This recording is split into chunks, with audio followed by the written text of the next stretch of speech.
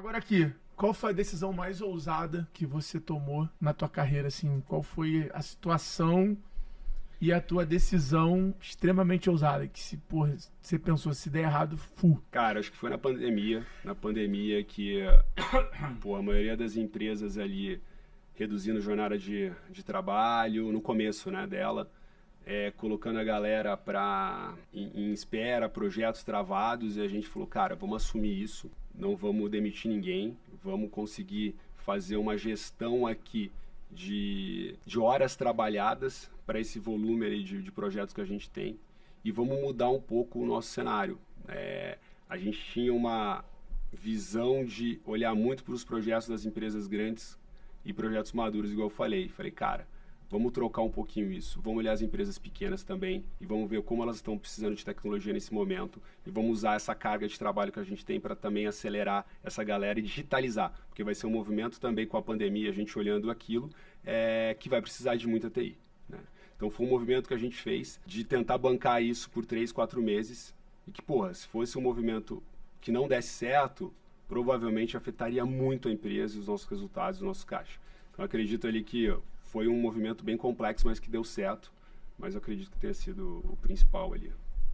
Cara, por que alguém te contrata e não cria internamente esse time? Boa pergunta. Fazem direto essa. A questão principal nós somos uma empresa com foco e especialista em entrega de tecnologia. Quando a empresa ela quer desenvolver algo interno, ela vai ter que ter a necessidade de se tornar uma empresa de criação de software também. Então, isso automaticamente vai competir com o core dela. Se é uma empresa que não tem uma necessidade de entregar um software com escala, pensando em segurança, pensando numa visão futura, eu acho que é ok ela desenvolver interno. Quando você vai pensar em empresas que têm uma necessidade grande de olhar um domínio do digital, do código em si que vai ser criado, ela tem uma necessidade de contar com alguém, com um especialista. E aí a gente entra muito nessa parte especialista. Mas não só isso, a gente atende, a maioria das empresas que a gente atende, elas têm sim área interna, mas é uma área de gestão e uma área de estruturação, que cuida muito do core. Os projetos que escalam, os projetos de demanda para que seja necessário uma entrega rápida, ela escala com empresas como a OPA que trazem a solução mais rápida. Isso você não fica ali tendo que contratar o tempo todo, demitir, contratar e demitir. Então a gente traz essa visão de estruturação, velocidade, escala e maturidade. Hoje, quando você olha a maioria do nosso perfil de cliente ideal aqui, os clientes que passam pelo G4, você conhece muitos deles por participar do clube, etc. Tá em várias turmas aí. Você vê que são empresas médias que entendem que tecnologia é quase aquele departamento de suporte. Os meninos ali da informática. Né, que vai trazer o computador aqui, colocar, fazer o login, é o que vai liberar lá o celular para a turma usar, quem precisa.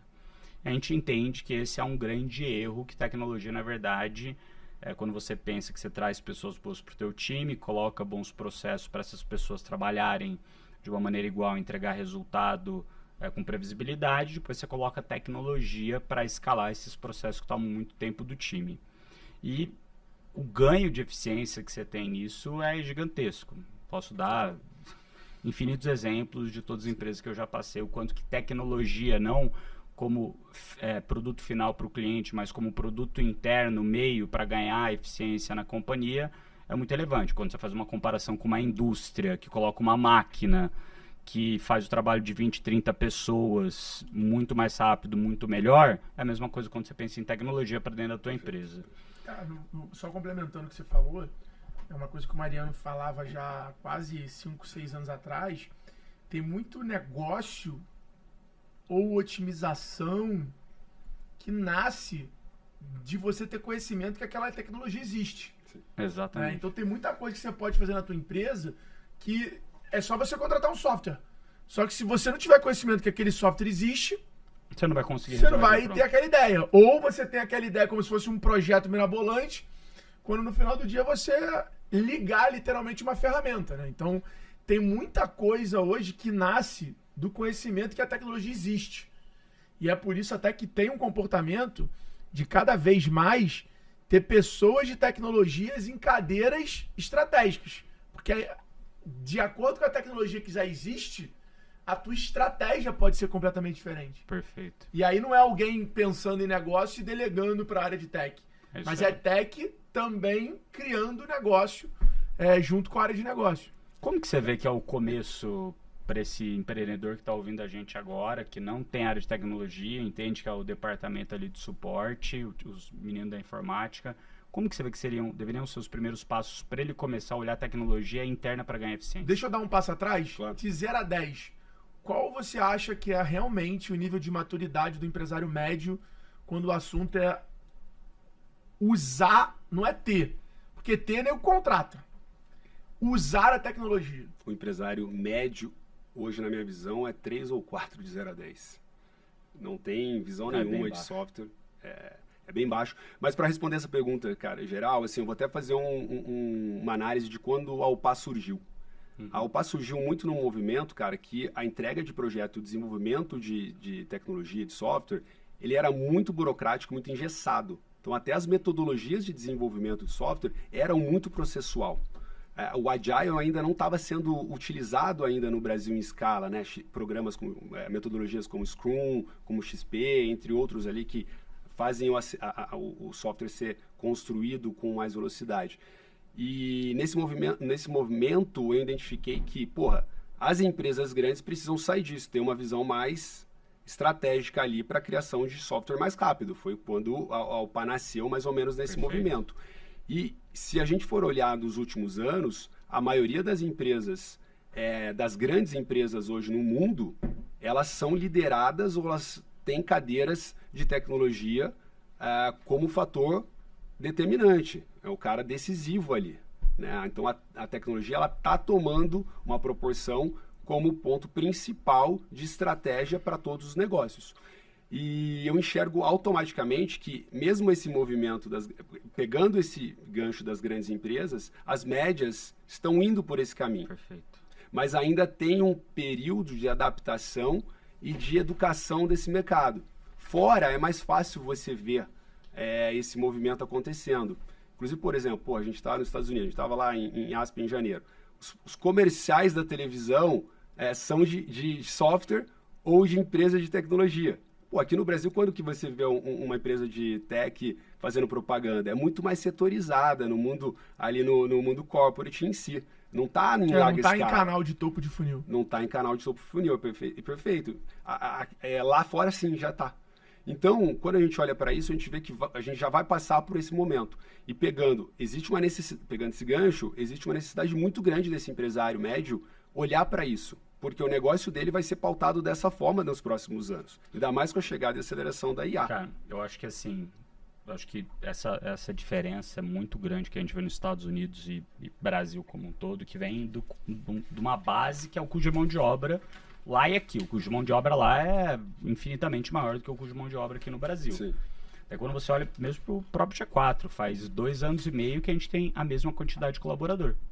Só que a gente cresceu 2,5 vezes, quase 3 vezes nesse mesmo período. Olha o ganho de eficiência que a gente teve. Logicamente, trouxemos, né? Esse time mudou, hoje tem pessoas mais sêniores, o salário médio aumentou, mas mesmo assim, o número de pessoas ficou estável, o que é uma grande vitória. Por quê? Como que a gente consegue produzir 3 vezes mais? Sendo eficiente, tendo mais eficiências através da tecnologia, através de inteligência artificial e assim por diante. Agora, você acha que o custo de mão de obra é uma das coisas que limita, né, a gente no Brasil ainda não ter esse foco em tecnologia? Porque é isso, lá nos Estados Unidos você consegue melhorar muito um processo, evitando que você tenha 2, 3 pessoas no teu time, o teu ganho anual é imenso, versus aqui no Brasil, que se tiver 2, 3 pessoas, às vezes vale mais a pena do que você contratar um time para fazer tecnologia. Cara, o grande ponto ali é o mindset de inovação. Vocês aqui naturalmente já nasceram com esse conceito de conseguir se reestruturar de acordo com o passo que vocês estão dando. E vocês são uma empresa digitalizada e inovadora. Esse conceito, igual você falou, a gente cresceu, então, mas a gente não manteve as mesmas características, nem os mesmos processos, nem as mesmas pessoas. Dessa mesma forma, vocês também colocaram o processo de tecnologia para mudar. Então, acredito que a grande dificuldade que a gente tem não é custo de mão de obra, nem o desenvolvedor em si, nem a qualidade desse desenvolvedor. É sim o mindset do empreendedor ou do cara que tem a tomada de decisão não olhar para a tecnologia ou não olhar para a inovação dentro dos seus processos. Por quê? Porque a maioria das empresas confundem inovação com criação. E aí o cara está o tempo todo pensando que ele tem que criar algo novo. Perfeito. Mas não, ele tem que inovar dentro do que ele já tem. Ou seja, né? se tornar mais eficiente, com menos tempo, fazer a mesma coisa. O cara não olha isso. Que é um problema do mundo de desenvolvimento de software, né? Que você às vezes coloca o teu time todo pra, sempre criar a próxima versão do teu software. Uhum. E aí você esquece às vezes de fazer a sua versão atual melhor. A sua versão atual mais econômica, mais eficiente, com menos manutenção, com menos bug. Então eu lembro disso na época de X-Tech, de VTEX, começar a ter essa ambidestria, né? Sim. Cara, eu tenho um time o tempo todo tentando fazer o que eu tenho hoje ser melhor, mas eu também tenho um time pesquisando e buscando criar um novo. Né? Porque a galera abandona, a galera tá sempre com dev trabalhando no futuro. Aí tu vai deixando o que a gente chama de tecnologia legado, né? Vai ficando ali, vai ficando largado, e aí, cara, a tecnologia vai definhando. O ponto também, Alfredo, é que muita gente quando pensa no fonte ou no desenvolvimento ali, né, a gente está falando na criação do aplicativo, mas a gente esquece de pensar que aquilo ali, ele é um organismo vivo, né? Então, o conceito de projeto, ele praticamente está morrendo, ele entra num conceito de produto. O que é o produto para o meio digital, o meio de software? O projeto tem um começo, meio e fim. O produto ele só tem um começo. Perfeito. E aí ele vai se transformando de acordo com a necessidade. Você não tem uma necessidade de colocar um escopo gigante. Não, você coloca um escopo menor e você vai evoluindo de acordo com o que você vai tendo a resposta ali do usuário, do meio. E aí que tá, você tem que fazer a evolução pensando nisso, não somente a evolução do código ou de uma versão nova.